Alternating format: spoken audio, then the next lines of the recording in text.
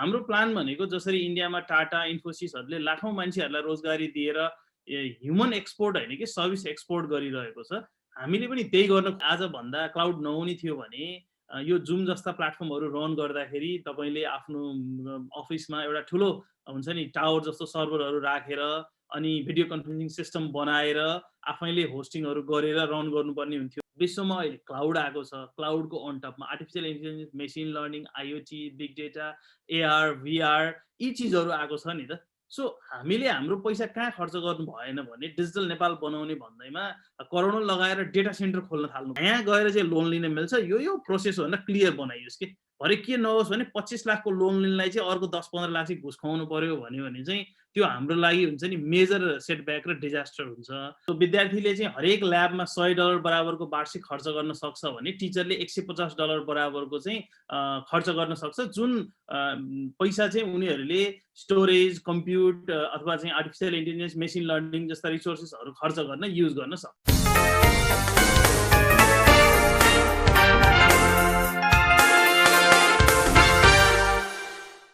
आज हामी सूचना प्रविधि क्षेत्रका एक सफल व्यक्ति अञ्जनी फुयालसँग कुराकानी गर्दैछौँ, जसले नेपालमा केही वर्षदेखि विभिन्न काम मार्फत डिजिटल रूपान्तरणमा सघाउ पुर्याउनु भएको छ।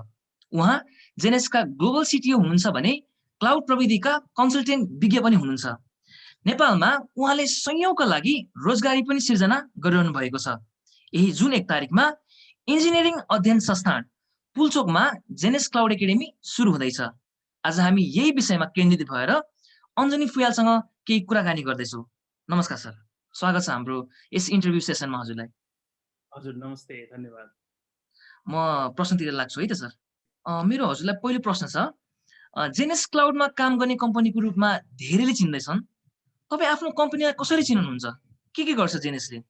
हजुर, सो जेनेसको बारेमा भन्दाखेरि जेनेस एउटा multinational digital transformation cloud consulting company हो। सो हामी युके हेडक्वार्टर भएर अहिले 6 वटा देशमा काम गर्छौँ। So UK, Nepal, Bangladesh, Pakistan, Australia, India, primarily South Asian कन्ट्रिजहरूमा हेभिली फोकस छौँ। र नेपालको बारेमा भन्दाखेरि एमाजोन, गुगल, फेसबुक, जुम जस्ता क्लाउड बेस्ड कम्पनीहरूलाई नेपाल भित्र्याउने कम्पनीको रूपमा र नेपालको एउटा डिजिटल ट्रान्सफर्मेसनमा वान अफ द फन्डामेन्टल अर्गनाइजेसनको रूपमा चाहिँ जेनेसले अहिले भूमिका खेलिरहेको छ। दोस्रो क्वेसनतिर लाग्छु म। पहिलो पटक जेनेसले सिप र युके एडसँगको सहकार्यमा AWS क्लाउड एकाडेमी कोर्स सञ्चालन गर्दैछ हैन, गर्दै हुनुहुन्छ हजुरहरूले। सो यो किन आवश्यक पर्यो त यो कोर्स अहिले? हजुर, म अलिकति यसको भूमिका चाहिँ उल्लेख गर्न चाहन्छु। जतिखेर हामी फरेन डाइरेक्ट इन्भेस्टमेन्ट विदेशी लगानी गरेर नेपालमा पहिलोचोटि कम्पनी दर्ता गर्न लाग्यौँ, हामी क्लाउड कम्प्युटिङ कन्सल्टिङको पहिलो यस्तो कम्पनी हो जो चाहिँ FDI अन्तर्गत भएर दर्ता भएको छ। सो अब हजुरले इमेजिन गर्नुभयो भने अब त्यो शीर्षकमै पहिलोचोटि दर्ता भएको कम्पनी भनिसकेपछि मार्केट सिनारियो कस्तो होला त? सो हामीले कम्पनी त दर्ता गऱ्यौँ, क्लाइन्टहरू, कस्टमरहरू धेरै इन्ट्रेस्टेड पनि हुनुहुन्थ्यो, तर च्यालेन्जेस के भइदियो भने त्यो कस्टमरहरूलाई सर्भिसको लागि ह्युमन रिसोर्स म्यान पावर नै नेपालमा छैन। त्यो नहुने बित्तिकै हामी आफैले मेहनत गरेर त्यो रिसोर्सहरूलाई ग्रो गराउनु पर्यो। सुरुमा ट्रेनिङ दिने, इन्टर्नसिप दिने, अन द जब ट्रेनिङ गरेर बल्ल तल्ल 8-10 जना मान्छेहरू चाहिँ ग्रो गराउन सक्यो। अब हाम्रो प्लान भनेको जसरी इन्डियामा टाटा इन्फोसिसहरूले लाखौं मान्छेहरूलाई रोजगारी दिएर ह्युमन एक्सपोर्ट होइन कि सर्भिस एक्सपोर्ट गरिरहेको छ, हामीले पनि त्यही गर्न खोजेको। तर हाम्रो स्केलेबिलिटी मोडलमा चाहिँ खास फिट हुन सक्ने भएन, किनभने 10 जनालाई ट्रेनिङ गरेर 3 जना पनि बस्दैनन्। त्यो भइसकेपछि हामीलाई एउटा एकाडेमी नै रन गर्नुपर्छ भन्ने अवधारणा अन्तर्गत हामीले जेनेस क्लाउड एकाडेमी सुरु गर्यौँ। सुरुमा कम्पनीको CSR फन्डबाट 1 जना इम्प्लोइलाई डेडिकेटेड रूपमा हामीले खटायौँ। मार्केटमा धेरै नै राम्रो डिमान्ड देखिएको भइसकेपछि अब यसलाई कसरी स्केल गर्ने त? काठमाडौँमा, पोखरामा सुरु गरेको थियौँ, नेपालभरि कसरी लाने त भन्ने एउटा सन्दर्भ चलिरहँदाखेरि चाहिँ युके एड सिपको एउटा च्यालेन्ज फन्ड भन्ने प्रोग्राम रहेछ, जुन प्रोग्राम अन्तर्गत चाहिँ हामी जस्तो प्राइभेट संस्थालाई उहाँहरूले सपोर्ट गर्ने र हाम्रो स्केललाई हेल्प गर्ने सिचुएसन देखिसकेपछि हामी युके एड सिपसँग आबद्ध भएर अहिले हामी काठमाडौँ, पोखरा, बिरगञ्ज, बुटवल लगायत 4 वटा सिटिजमा अफिस नै सञ्चालन गरेर र प्रोभिन्स नम्बर 2, 3 चारवटा प्रदेशमा चाहिँ हाम्रो सर्भिसेसहरू एकाडेमीको सर्भिसेसहरू चाहिँ विस्तार गरिसकेको छौँ अहिले। मेरो हजुरलाई तेस्रो क्वेसन रहेको छ, आइओई सँगै सहकारी कसरी सम्भव भयो र यसको सञ्चालन कसरी हुँदैछ त? हजुर, सो Amazonको दुईटा प्रोग्राम थियो। एउटा चाहिँ Amazon एजुकेट प्रोग्राम जुन चाहिँ more of a non formal बेसिसमा थियो, भनेको त्यो चाहिँ भोकेसनल कोर्स, एउटा इन्स्टिट्युटमा पढाइ हुने जस्तै खालको। अब डिग्री पढ्दै कसैले एडिसनल पाइथन, जावा अथवा चाहिँ लाइक कुनै भन्छ नि अरू प्रोग्रामिङ ल्याङ्ग्वेज सिके जस्तै तरिकाले चाहिँ क्लाउड सिक्ने भन्ने कन्सेप्ट थियो। सुरुमा नेपालमा Amazon एजुकेट प्रोग्राम पनि व्हाइट लिस्टेड अथवा चाहिँ अथोराइज थिएन, कुनै पनि संस्थाहरू चाहिँ त्यसमा अनबोर्ड हुन सक्ने थिएनन्। सो एजुकेट प्रोग्रामले चाहिँ पहिले अलिकति ब्रिफमा भन्दा के गर्छ भन्दा विद्यार्थीहरूले क्युरेटेड भिडियोको कन्टेन्टहरू पाउँछन्, जसले गर्दा उनीहरूले सेल्फ लर्निङमा जान सक्छन्। टिचरहरूले पनि एउटा लर्निङ म्यानेजमेन्ट सिस्टम जहाँ उनीहरू आफैले स्किल बनाउन सक्ने र विद्यार्थीलाई पनि हेल्प गर्न सक्ने प्लेटफर्म पाउँछन्, र त्यो पढिसकेको कुरा एक्सपेरिमेन्टेसन गर्नको लागि उनीहरूले ल्याब इन्भाइरोमेन्ट पनि पाउँछन्। सो विद्यार्थीले चाहिँ हरेक ल्याबमा $100 बराबरको वार्षिक खर्च गर्न सक्छ भने टिचरले $150 बराबरको चाहिँ खर्च गर्न सक्छ, जुन पैसा चाहिँ उनीहरूले स्टोरेज, कम्प्युट अथवा चाहिँ आर्टिफिसियल इन्टेलिजेन्स, मेसिन लर्निङ जस्ता रिसोर्सेसहरू खर्च गर्न युज गर्न सक्छ। सो एजुकेटलाई हामीले पहिलो उपलब्धि जेनेस क्लाउड एकाडेमीको नेपालको लागि हामीले अथोराइज गरायौँ र अराउन्ड 50+ इन्स्टिट्युसनहरू चाहिँ एजुकेट प्रोग्राममा अनबोर्ड हुनुभयो। अब इमेजिन गर्नु भने 50वटा इन्स्टिट्युसनको टिचर र विद्यार्थीले त्यो प्लेटफर्म एक्सेस पाउनुभयो। अहिले हामीले भर्खरै एमाजोनसँगको एउटा डेटा लिँदाखेरि नेपालमा अहिलेसम्म एजुकेटमा अराउन्ड 7,000+ स्टुडेन्ट्सहरू चाहिँ अलरेडी आबद्ध भएको डेटाले देखाउँछ। हामी आउनुभन्दा पहिला एउटा पनि त्यो सङ्ख्या चाहिँ 0 थियो भनौँ। सो यसले धेरै नै राहत पुर्यायो। तर के देखियो भने यदि यस्तो खालको भोकेसनल ट्रेनिङलाई मेन स्ट्रिम एजुकेसनमा ल्याउन सकियो भने जुन एकाडेमिया र इन्डस्ट्रीको स्किल ग्याप छ त्यो ग्यापलाई अझै मिनिमाइज गर्न देखिसकेपछि हामीले एमाजोनसँग अझै सहकार्यको लागि हात अगाडि बढायौँ र उनीहरूको अर्को प्रोग्राम एमाजोन एकाडेमी भन्ने प्रोग्राम थियो। जुन एकाडेमी प्रोग्राम 2 वर्ष अगाडि मैले एमाजोनसँग कुरा गर्दाखेरि एकदमै थोरै सीमित देशहरूमा मात्रै सञ्चालनमा थियो।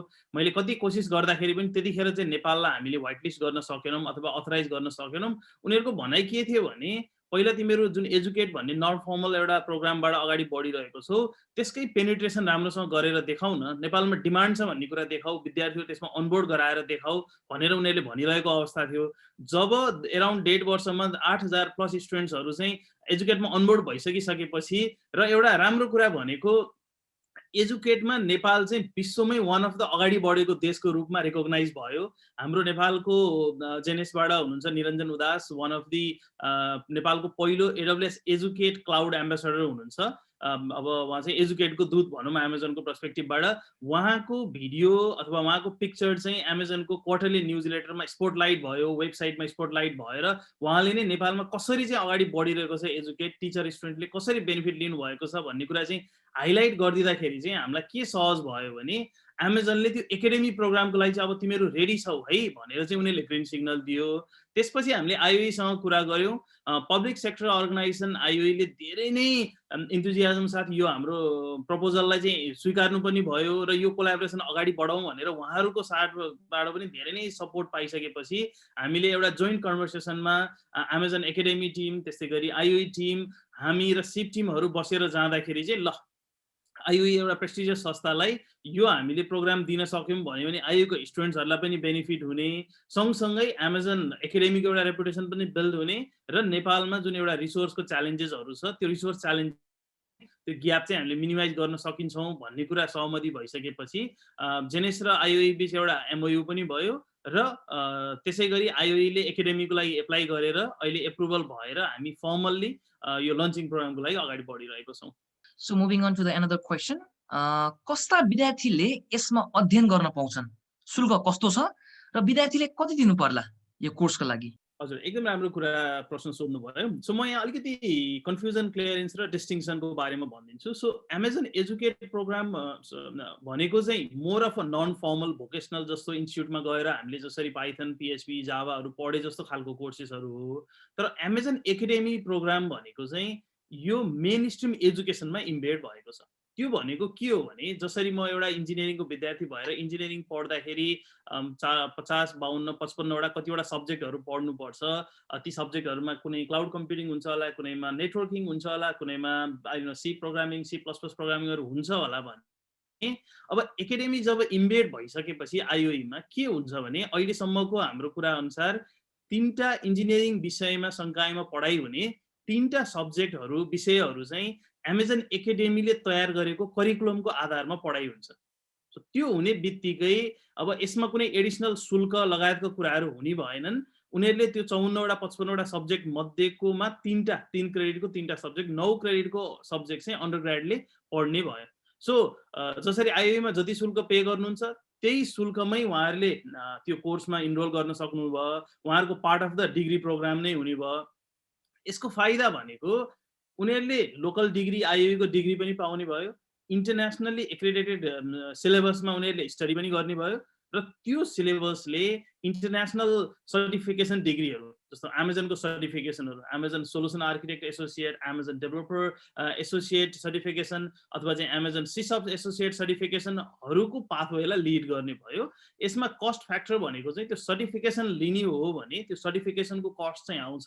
त्यो सर्टिफिकेसन भनेको यो पियर्सन भ्युई जस्तो टेस्ट सेन्टरहरूमा गएर दिइने सर्टिफिकेसन हो जसको मूल्य $150 पर्छ। तर एमाजोन एकाडेमीमा इनरोल भइसकेको विद्यार्थीहरूले धेरै नै सब्सिडी र छुटमा पाउने व्यवस्था पनि भएको छ र जेनेस र युकेएडको सहकार्यबाट रन भएको यो प्रोग्राम भएको हुनाले हामीले पुल्चोकका धेरै जस्तो विद्यार्थीहरूलाई स्कलरसिप पनि एभाइलेबल गर्ने पोसिबिलिटीमा अगाडि बढिरहेको छ। देशभरि 300 भन्दा धेरै आइटी कलेजहरू छन् हाम्रो नेपालमा हैन। सो अरूसँग पनि सहकार्य गरेर देशभरि कोर्स विस्तार गर्ने के योजना छ वा विश्वविद्यालयहरूको पाठ्यक्रममै राख्न सकिन र यो कोर्सलाई? हजुर, एक्ज्याक्टली। सो हामीले जब म अगेन फेरि एजुकेटलाई जोड्न चाहेँ, एजुकेटमा जाँदाखेरि हामीलाई च्यालेन्जेस भनेको सबै कलेजेसहरूसँग सहकार्य गर्दै जानु पर्यो। अब 300 भन्दा बढी त तपाईँले स्ट्याट्स नै भन्नुभयो होइन। अब यो त मेबी त्यो टेक कलेजेस मात्रै होला। अब टेक म्यानेजमेन्टहरू बिआइएम पढाउने अथवा चाहिँ बिआइटीहरू पढाउने त अझै कति धेरै छन् होला होइन। इभन बिबिएमै पनि यो कुराहरू पढाइ हुन्छन्, एमबिएमै यो कुराहरू रिलेटेड कुराहरू पढाइ हुन्छन्। सो यो च्यालेन्जेस हामीले फेस गरेरै हामीले एमाजोन एकाडेमीलाई लिएर पुल्चोकमा गयौँ। सो पुल्चोकमा जानु भनेको मतलब चाहिँ यो पुल्चोकमा मात्र पढाइ हुने होइन कि आइओई एफिलिएटेड आइओईका आङ्गिक कलेजेसहरू र आइओई एफिलिएटेड प्राइभेट कलेजेसहरू सबैकै करिकुलममा चाहिँ अब यो इम्बेड भएर जान्छ। हजुरले जुन युनिभर्सिटीको कुरा राख्नुभयो ठ्याक्कै त्यही नै कुरा भयो। आइओई एफिलिएटेड सबैमा जाने भयो। अब हाम्रो नेक्स्ट आइओईको यो सक्सेस पछाडि हाम्रो नेक्स्ट टार्गेट भनेको चाहिँ हामी त्रिभुवन युनिभर्सिटी अन्तर्गत बिएससी सिएसआइटी संकाय रन गरिरहनु भएको छ। त्यसका थुप्रै कलेजेसहरू छन्। सो टियु अन्तर्गतको बिएससी सिएसआइटीको विङहरूमा हामी एप्रोच गरेर अगाडि बढ्छौँ। र अर्को गुड न्युज पार्टमा कुरा गर्दा म लकिली लकडाउन अगाडि पोखरामा गएको थिएँ। पोखरा युनिभर्सिटीमा मेरो त्यहाँको टिमसँग पनि मिटिङ भयो। एकदमै पोजिटिभ इन्टरेक्टिभ मिटिङ भयो र उहाँहरूलाई आइओईमा हामीले गरेको सहकार्यको बारेमा भन्दाखेरि उहाँहरू पनि धेरै नै एक्साइटेड हुनुहुन्छ र यो आइओईको सक्सेस सँगसँगै पोखरा युनिभर्सिटीसँग पनि हामी अफिसियली आबद्ध हुनेछौँ भन्ने विश्वास मैले राखेको छु। र यसपछिको अर्को स्टेप भनेको हामी पूर्वाञ्चल युनिभर्सिटीमा एप्रोच गर्नेछौँ, जसले गर्दा पूर्वाञ्चल एफिलिएटेड सबै कलेजेसहरू पनि आबद्ध हुन सक्छन् र उनीहरूको मेन स्ट्रिम करिकुलममा एमाजोन एकाडेमीको सिलेबसको पढाइ हुने नै छ भन्ने सोचेको छौँ। यसको सक्सेस पछाडि हामी सँगसँगै केयु लगायत अरू युनिभर्सिटिजहरू जुन नयाँ इमर्जिङ युनिभर्सिटिजहरू हुनुहुन्छ उहाँहरूसँग नि जाने हाम्रो रोड म्यापमै छ। युकेएड र सिपसँगको सहकार्यलाई कसरी लिनुहुन्छ? यो सहकार्यले नेपालको शिक्षालाई के रूपान्तरण गर्न सक्छ त? हजुर, एकदमै राम्रो प्रश्न सोध्नुभयो। सो पहिला डेभलपमेन्ट एजेन्सीहरूको फन्डहरू एनजिओ आइएनजिओ मोडेलमा आइरहेको हुन्थ्यो। कति ठाउँमा राम्रो इम्प्याक्ट पनि देखियो, कति ठाउँमा क्रिटिसिजमहरू पनि देखियो होइन।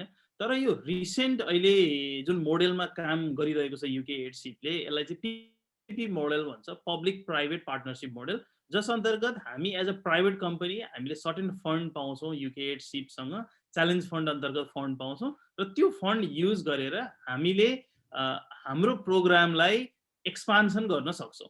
जस्तो यदि युकेएडसिप नभइदिएको थियो भने हामीले एकजना मात्रै स्टाफलाई डेडिकेटेड गरेर यो प्रोग्राम रन गरेको थियौँ। डिरेक्टली फाइनेन्सियल बेनिफिट हामीलाई थिएन अथवा फाइनेन्सियली सस्टेनेबल भायबल थिएन सुरुको फेजमा। तर जब युकेएड सिप इन्भल्भ हुनुभयो, उहाँहरूले सपोर्ट, एउटा enthusiasm, encouragement from all the aspect के तपाईँको फाइनेन्सियल एस्पेक्ट त भइ नै हाल्यो, यो बाहेक भनेको रिलेसनसिप एस्पेक्टहरू जस्तो लुम्बिनी प्रदेशको कुरा गर्दाखेरि उहाँहरूले हामीलाई लुम्बिनी प्रदेशमा डोराएरै लिएर जानुभयो। लुम्बिनी प्रदेशको त्यहाँको चाहिँ अब प्लानिङ कमिसनसँग पनि मिटिङहरू गराउनु भयो, विभिन्न गभर्मेन्ट अफिसरसँग पनि मिटिङ र सहकार्यको कुराहरू भयो, जसले गर्दा हामीलाई गभर्मेन्टको मेन स्ट्रिम सपोर्ट नै आयो भनौँ न। सो हामीलाई चाहिँ लुम्बिनी प्रदेशमा काम गर्न धेरै सहज भयो। इभन अब लोकल लेभलमा जस्तो हामी तिलोत्तमाको मेयरसँग भेट गऱ्यौँ, अब उहाँको धेरै राम्रो नाम पनि छ, उहाँले एकदम वन्डरफुल कामहरू गरिरहनु भएको छ भने त्यस्तो हस्तीहरूसँग चाहिँ हामी डिरेक्टली कनेक्टेड भएर काम गर्न पाउनु अथवा चाहिँ त्यो एउटा कन्सेप्टमा अगाडि बढ्नु भनेको धेरै नै राम्रो कुरा हो। त्यस्तै गरी जनकपुरमा चाहिँ अब यो प्रोभिन्स 2 को कुरा गर्दाखेरि पनि धेरै नै राम्रो इन्ट्रेक्सनहरूमा गराउन उहाँले हेल्प गर्नुभयो। त्यहाँको पोलिटिकल पर्सपेक्टिभबाट मन्त्रीज्यूहरू हुनुहुन्थ्यो अथवा अरू विभिन्न निकायको व्यक्तिहरू हुनुहुन्थ्यो गभर्मेन्ट पर्सपेक्टिभबाट, उहाँहरूसँगको सहकार्य चाहिँ पोसिबल बनाइदिनु भयो। र म युकेएड सिपलाई चाहिँ धन्यवाद भन्दै, यदि उहाँहरू नहुनु भएको हो भने हामी 1.5 वर्षमा जुन ठाउँमा अहिले पुगेको छौँ, जुन इम्प्याक्ट क्रिएट गर्न सकेको छौँ, त्यो इम्प्याक्ट क्रिएट गर्न सफल हुने थिएनौँ होला मोस्ट प्रोबेबली, अथवा धेरै नै लामो टाइम लाग्थ्यो होला हामीलाई यो ठाउँमा आइपुग्नलाई। र म के विश्वस्त छु भने अहिले त हामी बल्ल पाइलट फेजको काम गर्दैछौँ। पाइलट भनेको एउटा एक्सपेरिमेन्टल फेज हो। काम गर्दा कति सक्सेस हुन्छन्, कति फेलियर हुन्छन्। हामीले जम्मा पाइलटमा 2000 जना विद्यार्थी, त्यो पनि 4 वटा प्रदेशको भनेर कुरा गरेको थियौँ। अब युकेएड सिपको फर्दर सहयोग हामीलाई हुने हो भने हामी फुल स्केल अफ फेजमा जान्छौँ। स्केल अफ फेज भनेको हामी नेपालभरि नै मोस्ट प्रोबेबली 8000 देखि 10000 विद्यार्थीहरू पर इयर नै हामीले कभर गर्छौँ। उनीहरूलाई स्किलिङ बेस्ड ट्रेनिङहरू दिएर भोलि इम्प्लोइमेन्टको ग्यारेन्टीको पर्सपेक्टिभबाट नै हामी काम गर्ने सोचिरहेको छौँ भन्यो भने डेफिनेटली युकेएड सिपले यो रूपान्तरणमा एकदम इम्पोर्टेन्ट र महत्त्वपूर्ण भूमिका खेलेको छ र हामीलाई पनि उहाँहरूको सहयोग भयो भने together I think we can help bridge the gap between academia and industry. Close गर्न गाह्रो होला, तर त्यो ग्यापलाई चाहिँ हामीले क्लोजर बनाउन चाहिँ डेफिनेटली सक्छौँ। जुन 1 तारिकमा हुने विशेष सार्वजनिक कार्यक्रम कस्तो हुनेछ? कसले कसरी सहभागिता जनाउन सक्नेछन् यो कार्यक्रममा? सो अब अहिले पेन्डेमिकको टाइम छ, धेरैजनालाई अब यो हेल्थ पर्सपेक्टिभबाट च्यालेन्जेसहरू पनि भइरहेको छ। फिजिकल्ली प्रोग्राम गर्ने कुरा त अहिले अब त्यो भुलेर पनि नगर्दा हुन्छ होइन। तर यो विषम परिस्थितिको बावजुद पनि अब कामहरू र कर्तव्यहरू त अगाडि बढाउँदै लिएर जानु पर्यो, किनभने तपाईँको शिक्षा भनेको इट्स अ कन्टिन्युस प्रोसेस। यसलाई जस्तो विषमै परिस्थितिमा पनि अगाडि बढाउनु पर्छ भन्ने अवधारणा अन्तर्गत हामीले प्यारलली हाम्रो सहकार्यको कुराहरू अगाडि बढाइरहेको थियौँ। त्यो बढाइरहँदाखेरि सबै कुराहरू एप्रुभल भएर अगाडि गइसकेपछि हामीले यति मेहनत गरेर ल्याएको कुरालाई जनता समुदायमा किन नपुर्याउने त, पब्लिकलाई यो विषयमा किन सुसूचित नबनाउने त भनेर यो जुन 1 को हामीले लन्चिङ प्रोग्राम आयोजना गऱ्यौँ। सो जुन 1 को लन्चिङ प्रोग्राम भनेको मल्टी स्टेक होल्डर प्रोग्राम। यसमा एमाजोनको सपोर्ट छ, एमाजोन क्लाउडको सपोर्ट छ, त्यस्तै गरी आइओईको सपोर्ट, त्यस्तै गरी युकेएड सिप, एफसिडिओ जुन युके एम्बेसी अन्तर्गतको संस्था छ, एफसिडिओको सपोर्ट पनि छ र प्राइभेट सेक्टरहरू पनि एकदमै एक्टिभ भएर चाहिँ सपोर्टको लागि आउनुभएको छ, गभर्मेन्ट सेक्टरबाट आउनुभएको छ। सो प्रोग्रामको फर्मेटको बारेमा कुरा गर्दा सुरुको स्टेजमा सिपको प्रोग्रामको बारेमा, त्यसपछि सिप र जेनेसको सहकार्यको बारेमा र एउटा प्यानल डिस्कसन हुनेछ, जुन प्यानल डिस्कसनमा विभिन्न इन्डस्ट्रीका हस्तीहरू हुनुहुन्छ, उहाँहरूले आएर आफ्नो मन्तव्यहरू राखिदिनुहुन्छ र त्यसपछि लन्चिङ प्रोग्राम जहाँ आइओईको डिनहरू लगायत अरू टिचरहरू पनि उपलब्ध भएर आउनुहुनेछ र अल्टिमेटली एफसिडिओको रब क्लार्क हुनुहुन्छ। यसरी चाहिँ प्रोग्राम सम्पन्न हुने तयारी भइरहेको छ। अब एकछिन क्लाउड प्रविधिको कुरा गरौँ है। खासमा क्लाउड प्रविधि के हो? नेपालमा पनि अहिले धेरै डेटा सेन्टरहरू छन् र उनीहरूले पनि क्लाउड सेवा दिइरहेका छन्।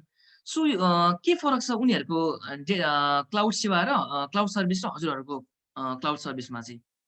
हजुर, यो क्लाउडको कुरा गर्दाखेरि चाहिँ अलिकति रमाइलो प्रसङ्ग पनि म जोडिहाल्छु होइन। आई थिङ्क यो सोसियल मिडियामा एकचोटि एउटा गभर्मेन्ट आई थिङ्क पोलिटिसियन अथवा गभर्मेन्ट एमपीले चाहिँ क्लाउडको बारेमा भनेको कुरालाई अलि राम्रै मिमिक्रीहरू पनि भइरहेको सुनिएको थियो होइन।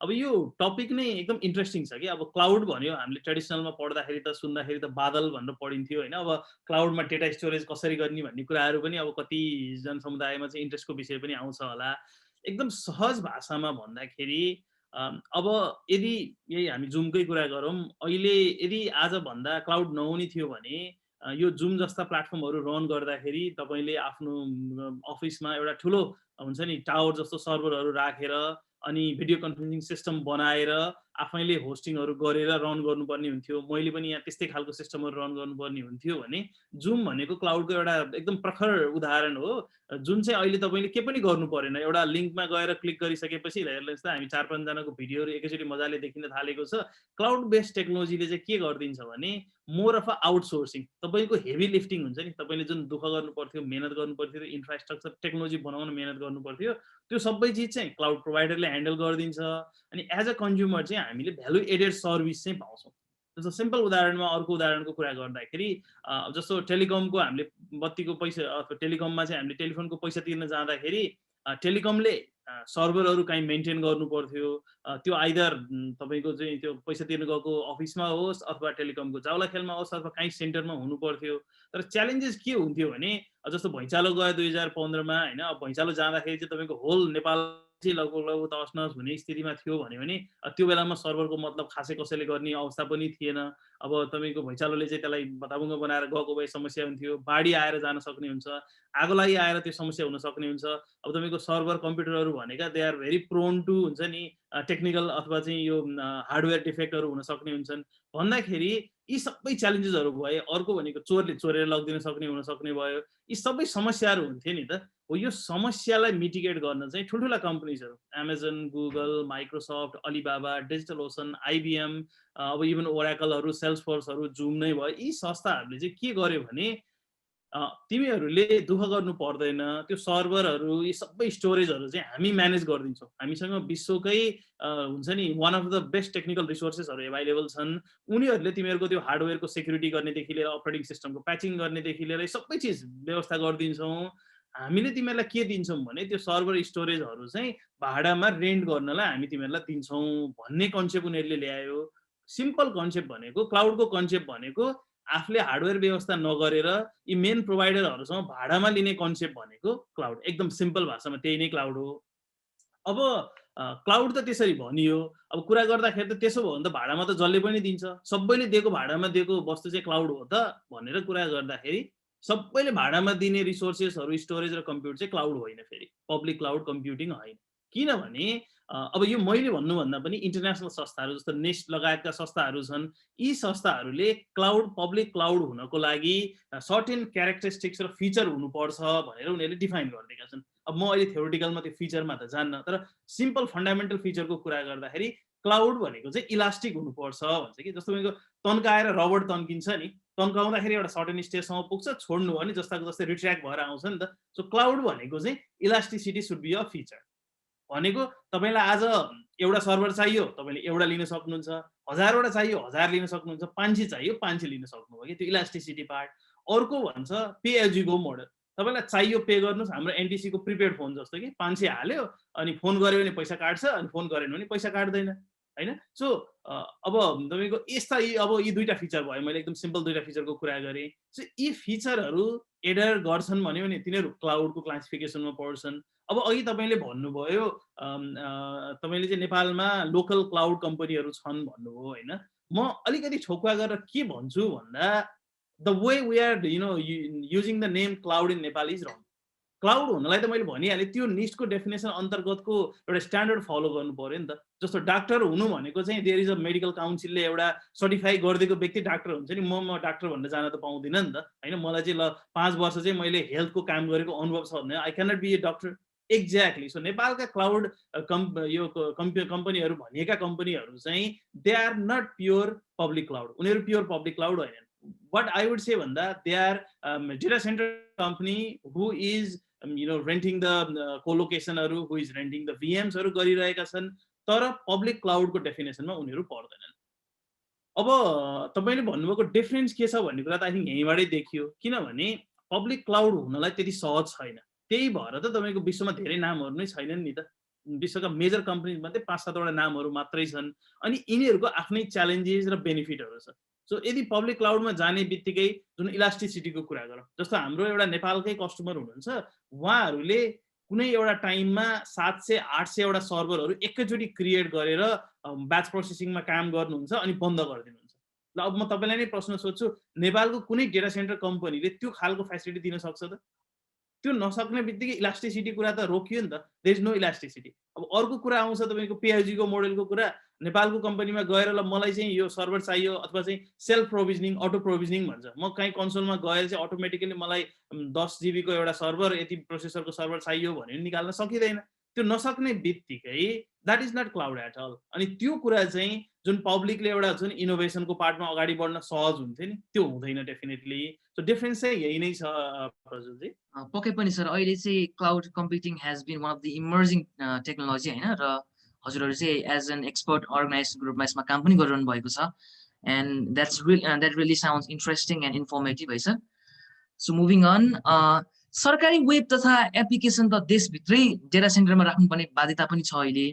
सो किन AWS लगायत सेवा लिन चाहिँ नचाहेको होला सरकारी निकायले? हजुर, अब यसमा यो प्रश्नको एन्सर नै तपाईँले दिनुभयो होइन। सो मेन चाहिँ हाम्रो हुन्छ नि डेटा क्लासिफिकेसन सम्बन्धी रुल नै क्लियर छैन कि। सो डेटा कुन डेटा चाहिँ एकदम हाइली कन्फिडेन्सियल हो, जस्तो यो अमेरिकन मुभिजहरूमा देखिन्छ नि क्लासिफाइड डेटा भनिन्छ होइन, त्यो मुभीहरूमा इन्टरपोलको कसको भनेर भनिरहेको हुन्छ। So what are classified data, what are super important data, what are confidential, like हुन्छ नि यो क्लासिफिकेसन पार्ट नै छैन कि। सो अनि रुलहरू पनि एकदम भेग रुल छ, there is no rule as such defined, जसले गर्दा संस्थाहरू चाहिँ अब लानु हुने हो कि नहुने हो, ब्ल्याङ्केटली भनिएको छ कि ल डेटा लानु हुँदैन, त्यो नि कहाँ भनिएको छैन, मलाई एक्ज्याक्टली के थाहा छैन, तर जेनरल अन्डरस्ट्यान्डिङमा चाहिँ डेटा लानु हुँदैन।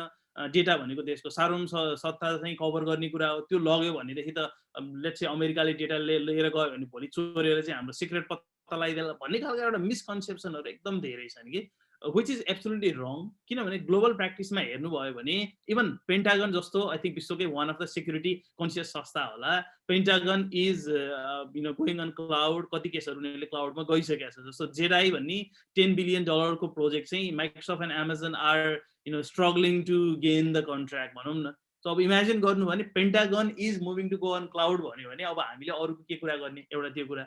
अब नासा जस्तो संस्था, अब नासा चाहिँ अब कति सेक्युरिटी कन्सियस होला होइन, अब मार्समा ल्यान्ड रोभरहरू उनीहरूले चाहिँ लन्च गर्दाखेरि पनि they use Amazon cloud platform to do the launching, त्यो डेटा ट्रान्समिसनदेखि लिएर त्यो लन्चिङ हुँदाखेरिको त्यो ल्यान्ड गर्दाखेरिको फोटो भिडियो कमान्ड सिस्टमहरू everything was process through Amazon cloud होइन। अब युकेको कुरा गऱ्यो भने अब अहिले म यो युके गभर्मेन्टको चाहिँ क्वारेन्टिन फेसिलिटीको होटेलमा बसिरहेको छु होइन, भन्दाखेरि त मिनी प्रिजन जस्तो भनिन्छ, but I am enjoying my time here होइन।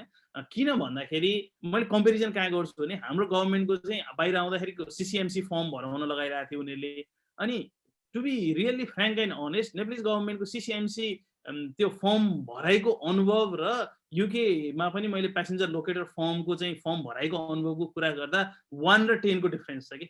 I would rate number 10 to UK government's त्यो प्यासेन्जर लोकेटर फर्म र नेपालको CCMC को फर्म भनेको 1, अझ त्यसलाई त मैले कम दिन पनि सक्छु। किन भन्दा त्यो ग्यारेन्टी नै छैन, मैले फर्म भरेर सबमिट गरेपछि कहिले पेज क्यानट बी डिस्प्लेड आउँदिन्छ, कहिले QR कोड आइदिन्छ, त्यो सर्टेनिटी नै छैन कि। हामी यस्तो प्रिमिटिभ लेभलमा छौँ। अनि किन त्यो रिजन भने युके गभर्मेन्टको त्यो मेरो डेटा राख्ने सबै system is powered by cloud. gov.uk जुन युकेको तपाईँको ट्याक्सेसनको कुरा हुन्छ, भिजाको कुरा हुन्छ, रेमिटेन्सको कुरा, all of those information are actually captured and stored in cloud itself हैन त। अब सिङ्गापुर गभर्मेन्टको डिजिटल आइडी सिस्टमको कुरा गरौँ, अहिले हामीसँग नागरिक एप भनेर धेरै हाइपमा आएको छ, which is a good thing initiated by the government. तर सिङ्गापुरमा त यो धेरै पहिला थियो नि त। म 2015-16 मा सिङ्गापुर जाँदाखेरि सिङ्गापुरको इच सिटिजनको गभर्मेन्ट आइडी थियो, त्यो आइडीबाट मैले ब्याङ्क खाता खोल्न सक्नेदेखि लिएर सबै चिजहरू लाइसेन्स एप्लाई गर्न सक्ने मेकानिजम थियो, and that whole system is powered by Amazon cloud. अब नेपालको कुरा गरौँ, न हाम्रो गभर्मेन्ट नागरिक एप पावर भएको छ, न हाम्रो लाइसेन्सिङ पोर्टल पावर भएको छ, न अघि नै भर्खरै भनेको CCMC पावर भएको छ, केही पनि भएको छैन।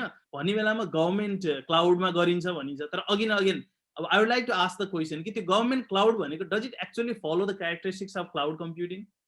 त्यो त मलाई गर्छ जस्तो डेफिनेटली लाग्दैन। च्यालेन्जेसहरू त हामीले देखेकै छौँ नि त, किनभने हाई पिक हुँदाखेरि डाउन हुने कुराहरूदेखि लिएर सेक्युरिटी कन्सियसनेसको कुराहरू पनि धेरै देखिरहेको छ। म चाहिँ के सजेस्ट गर्छु भने डेटा क्लासिफिकेसन क्लियरली गर्नुपर्छ। डेटा क्लासिफिकेसन गरिसकिसकेपछि एउटा पोलिसी बनाउनुपर्छ।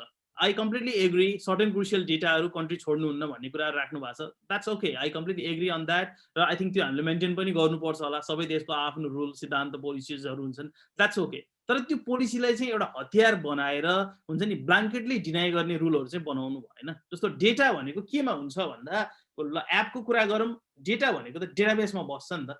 नागरिक एपको त्यो जुन एपिआई इन्जिनहरू त क्लाउडमा बस्न सक्ने भयो, त्यसले गर्दा के गरिदिन्छ, स्केलेबिलिटीहरू प्रोभाइड गरिदिने कुराहरू भयो भने the data could stay in country, तर त्यो डेटा बाहेकका चिजहरू सबै सिस्टम पावर त क्लाउडमा हुन सक्ने भयो। अनि यो चाहिँ किन क्लाउडमा लाने भन्ने क्वेसनहरू सोध्नुहुन्छ होला कतिजनाले। किन भन्दा भेरी सिम्पल के, आउटसोर्सिङ गरिदिने भयो। जसरी नागरिक एप बनाउन गभर्मेन्टले नबनाएर अर्को थर्ड कम्पनीलाई बनाउनु थियो नि, एक्ज्याक्टली त्यो होस्टिङ गर्न गभर्मेन्टले किन टाउको दुखाउने। एमाजोन, गुगल, माइक्रोसफ्टमा जस्तो भएको एक्सपर्टिज त डेफिनेटली नेपालमा छैन होला। त्यो भन्दैमा मैले होइन नेपालमा एक्सपर्टिजहरू छैनन् भनेको होइन, तर एउटा प्र्याग्मेटिक कम्पेरिजन हुन्छ नि होइन। म पनि नेपाली नै हो, विदेशमा आएर काम गरेँ, अहिले वान अफ द चाहिँ हुन्छ नि तपाईँको मेजर मल्टिनेसनल कम्पनीसँग चाहिँ कम्पिटको लेभलमा काम गरिरहेको छु। तर म एक्लैले त गर्न सक्दिनँ नि त। अनि हामी जस्ता कतिजना मान्छे छौँ त भन्दा भेरी फ्यु मान्छे छौँ नि त एक्सपर्टिजहरू त। तर गुगलसँग त हजारौँ मान्छे छन्। अब गुगलसँग सर्च इन्जिनमा सेक्युरिटीमा त हामी कम्पिट गर्न सक्दैनौँ होला नि त। सो सिम्पल भन्न खोजेको, जसको जेमा एक्सपर्टिज छ त्यसलाई त्यही चिज गर्न दिउँ। हाम्रो एक्सपर्टिज केमा छ त, हाम्रो एक्सपर्टिज भनेको बरु ट्रेनिङमा होला, अवेरनेसमा होला, द्याट इज आवर नेसेसिटी हो नि। म चाहिँ त्यसरी भन्छु, त्यतातिर चाहिँ फोकस गरौँ भनेर भन्छु। नेपाल गभर्मेन्टले चाहिँ यी सम्पूर्ण कुराहरूलाई चाहिँ चाँडैभन्दा चाँडै उहाँहरू चाहिँ कन्भिन्स होस् है सर। यसैको चाहिँ हजुरहरूलाई शुभकामना दिँदै अब मुभ टु अनदर क्वेसन। नेपालको आइटी पोलिसी तथा डिजिटल नेपाल फ्रेमवर्क कस्तो छ? यसले नेपालमा आइटी उद्योग प्रबन्धन गर्न सहज छ वा केही समस्या देख्नुहुन्छ? ओके, सो रिसेन्टली एउटा आइटी बिलको कुरा आएको थियो। सो त्यो अहिले कहाँनिर छ मलाई एक्ज्याक्टली त थाहा छैन, तर 2019मा इन्भेस्टमेन्ट समिटको कुरा भइरहेको थियो। अब अहिले राष्ट्र ब्याङ्कको गभर्नर हुनुहुन्छ, उहाँ इन्भेस्टमेन्ट बोर्डको सिइओ हुनुहुन्थ्यो त्यतिखेर। सो उहाँको रिक्वेस्टमा हामीले यो आइटी बिललाई चाहिँ फिडब्याकहरू के दिन सकिन्छ त भनेर मैले स्पेसली क्लाउडको पर्सपेक्टिभमा चाहिँ रिभ्यूहरू गरेर फिडब्याकहरू पनि प्रोभाइड गरेको थिएँ। I still remember the time, रातभरि नै जस्तो बसेर फिडब्याकहरू दिएको थियौँ। अब त्यो फिडब्याकहरू कुन लेभलमा पुग्यो मलाई एक्ज्याक्टली थाहा त छैन। कति कुराहरू राम्रो छन् आइटी बिलमा, तर कति कुराहरू धेरै भेग छन्। क्लाउड कम्प्युटिङको टर्ममा भेगहरू छन्। इभन सोसियल मिडियाको कुराहरूमा पनि धेरै नै हङ्गामाहरू भएको केसेसहरू पनि देखियो। सोसियल मिडिया कम्पनी दर्ता गर्नुपर्छ भन्ने कुराहरू पनि देखिएर चाहिँ त्यसले राम्रै अब पोजिटिभ नेगेटिभ दुइटै क्रिटिसिजमहरू पनि पायो होइन। अब यो आइटी बिलको कुरा भयो। अब यसपछि सरी अर्को पार्ट के भन्नुभएको थियो क्वेसन, एकचोटि रिपिट गर्नुहोस् त।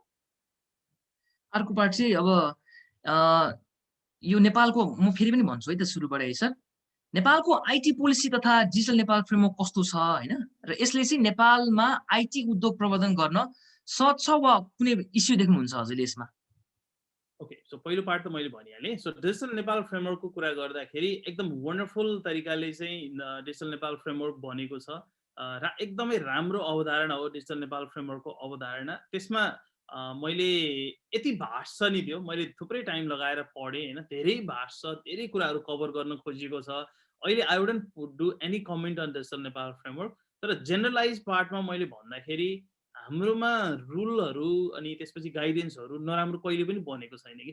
सबै चिजहरू राम्रो बनेको छ। इभन तपाईँको पोलिसिजहरू, रुलहरू, कानुनहरू धेरै राम्रो बनेको छ। नियमहरू त्यस्तै गरी बनेको छ। डिजिटल नेपाल फ्रेमवर्क पनि त्यही अन्तर्गत बनेको एउटा राम्रो फ्रेमवर्क हो। तर च्यालेन्जेस कहाँ छ भने हाम्रो गभर्मेन्ट त्यो फ्रेमवर्कलाई इम्प्लिमेन्ट गर्ने तयारीमा छ त, कुन हदसम्ममा चाहिँ त्यो इम्प्लिमेन्टेसनमा जान खोजिरहेको छ त। मेजर च्यालेन्जेस भनेको इम्प्लिमेन्टेसनको च्यालेन्जेस हो कि। मैले कसरी जोड्छु भने हेर्नुहोस्, नेपालमा जब पेन्डेमिक हिट भयो रिसेन्टली पनि यो युके भेरिएन्टको कुराहरू आउँदाखेरि होइन युकेबाट आउनेहरू क्वारेन्टिन गर्नुपर्छ भनेर रुल बनाइयो। वन्डरफुल रुल, त्यसमा कुनै डाउट नै छैन। तो त्यो रुल बनाइयो। त्यो रुल अन्तर्गत म पनि इम्प्याक्टेड भएँ। म रिसेन्टली युकेबाट नेपाल जाँदाखेरि 5 दिनको होटल क्वारेन्टिन गर्नुपर्ने थियो। म होटल क्वारेन्टिन गरेँ, बसेँ। त्यहाँबाट निक्लिसकेपछि घर गएर then I started my onward journey होइन, विच इज वन्डरफुल रुल मान्नेको लागि। तर के भइदियो भन्दाखेरि कति व्यक्तिहरू युकेबाट गए अथवा इन्डियाबाट गए, ती व्यक्तिहरूले क्वारेन्टाइन फलो नै गरेनन्। म अब अहिले नामहरू लिन चाहन्न होइन, तर धेरैजना व्यक्तिहरू मैले आफैले देखेको छु जसले फलो नै गरेनन् कि। अनि यसमा चाहिँ फलो नगर्ने व्यक्तिको त दोष छ। तर रुल बनाउने गभर्मेन्टको पनि दोष छ कि रुल बनाएको छ भने त्यसको इन्फोर्समेन्ट इम्प्लिमेन्टेसन पार्टमा जानु पर्यो नि त। सो यो भनेको एउटा रुल बनाएर इम्प्लिमेन्टेसन नगएको this is one example of failure भने डिजिटल नेपालको पर्सपेक्टिभमा कुरा गर्दाखेरि पनि there are so many flaws कि जस्तो डिजिटल नेपाल फ्रेमवर्क त बन्यो, त्यो एन्ड युजर हुन्छ नि त्यो लास्ट माइल लुप कभर गर्ने भन्ने कुराहरू त्यहाँ निक्ल्यो, तर के भइदियो सँगसँगै गभर्मेन्टले भने यो टेलिफोन सर्भिस चार्ज कि आइएसपीको सर्भिस चार्ज भनेर चाहिँ हुन्छ नि एक्जिस्टिङ रेटमा सर्भिस चार्जहरू झन् बढाउन थाल्यो, झन् लिन थाल्यो। त्यसले त कसरी चाहिँ तपाईँको लास्ट माइल लुप कभर गर्छ त, जब इन्टरनेटको cost one of the high छ त्यसमा पनि अझै चार्जेसहरू लगाइएको छ भन्दाखेरि यस्ता यस्ता हुन्छ नि एन्टी प्याटर्नको कामहरू धेरै भयो कि। अब अर्को एन्टी प्याटर्नको काम भनेको क्लाउडकै मैले कुरा भनिहालेँ। सो हाम्रो जस्तो देश जोसँग धेरै क्यापिटल छैन त्यो देशले त के गर्नुपर्छ भने लेटेस्ट टेक्नोलोजीहरू लेभरेज गर्नु पर्यो नि त। विश्वमा अहिले क्लाउड आएको छ, क्लाउडको अन टपमा artificial intelligence, machine learning, IoT, big data, AR, भिआर यी चिजहरू आएको छ नि त। सो हामीले हाम्रो पैसा कहाँ खर्च गर्नु भएन भने डिजिटल नेपाल बनाउने भन्दैमा करोडौँ लगाएर डेटा सेन्टर खोल्न थाल्नु भएन कि। डेटा सेन्टर खोल्न थाल्ने बित्तिकै त हामीसँग भएको बजेटको 80% त डेटा सेन्टर खोल्दै गयो, अनि रिमेनिङ 20% बजेटले के गर्ने, एप्लिकेसन बनाएर हाल्ने कि ई गभर्नेन्स सिस्टम बनाउने कि युजरलाई ट्रेनिङ दिने कि लिटरली केही गर्नै पुग्दैन नि त। अनि 5 वर्षको कार्यकालको 80% बजेट त त्यो हार्डवेयर किनेर गयो, अनि रिमेनिङ 20%ले के पनि हुँदैन। अनि अर्को गभर्मेन्ट आउँछ, अनि अर्को गभर्मेन्टले फेरि कमिसनको लागि भनेर अर्को हार्डवेयर किनिदिन्छ भन्दा हामी त्यो नन एन्डिङ लुपमा चाहिँ छिरिरहेको छौँ कि। सो मेरो रिक्वेस्ट भनेको चाहिँ यस्तो अननेसेसरीली खर्चहरू गर्नु ठिक छैन, त्यो गभर्मेन्टले पनि गर्नु काम छैन। जस्तो कतिवटा गभर्मेन्ट इम्प्लोइहरूले भनिरहनु भएको छ हामी त state of art data centre खोल्ने हो भनिरहनु भएको छ कि। ए बाबा, म क्यापिटल वान ब्याङ्क जुन युएसको वान अफ द मेजर ब्याङ्कमा काम गर्थेँ, जसको 50-60,000 इम्प्लोइ फुटप्रिन्ट थियो। आई थिङ्क मेबी उनीहरूको मलाई एक्ज्याक्टली फिगर थाहा भएन, हाम्रो देशको बजेटभन्दा उनीहरूको बढी रेभिन्यू अथवा खर्चहरू हुन्थ्यो होला भने त्यस्तो ब्याङ्कले त सबै डेटा सेन्टर बन्द गरेर पब्लिक क्लाउडमा जानु चाहिँ सेन्सिबल हुन्छ भनेर बन्द गरेर गएको छ। इभन तपाईँले हेर्नु छ नि बिबिसीको, आइटिभीको, बार्क्लेज ब्याङ्क, एचएसबिसी ब्याङ्कहरू त्यो सेक्टरमा गइरहेको छ भने why are we moving into anti pattern के? So this is a very big question to the government। अनि यसको एक दुईवटा फेलियर एक्जाम्पल म भनिदिन्छु हेर्नु है।